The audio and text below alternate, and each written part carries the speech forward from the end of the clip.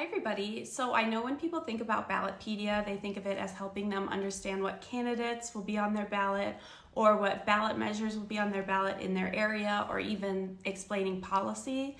But Ballotpedia also has a ton of resources relating to civic engagement and helping you get ready to vote. And if you're voting for the first time or haven't voted in a while and are confused by the process or daunted by the process, we have a ton of resources that can help you. And so I want to highlight one really quick. One of the questions that we get asked all the time, whether it's in the editor inbox or on social media, is what do people need to bring with them when they go to vote? And the answer to that question actually depends upon where in the United States you live. So let me explain a little bit more about what I mean.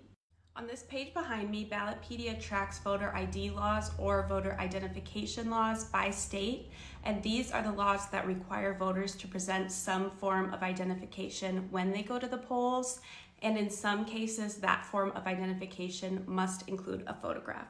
Just to get into the numbers really quickly, as of April 2024, 35 states require voters to present some form of identification at the polls on Election Day. So if you look at the map above me, that represents both the blue states and the orange states.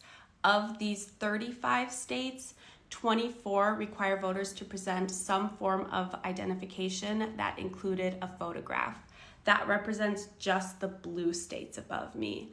11 states, these states in orange, accepted some form of identification that did not need to include a photograph.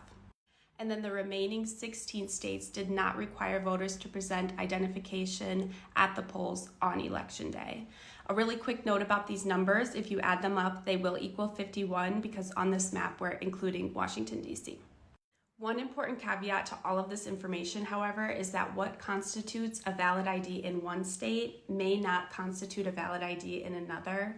Because of this, it's really, really important that you're checking your state's specific requirements. This Ballotpedia page, I'll put a link in our bio to it, has a chart that has each state's specific voter requirements in this table. So I'm blocking it, but this is Alabama, and you can come to this page and find your state's specific requirements, and you'll know exactly what you need when you go to vote. I hope this relieves a little voting anxiety, makes you feel more confident, and I hope you go and enjoy voting.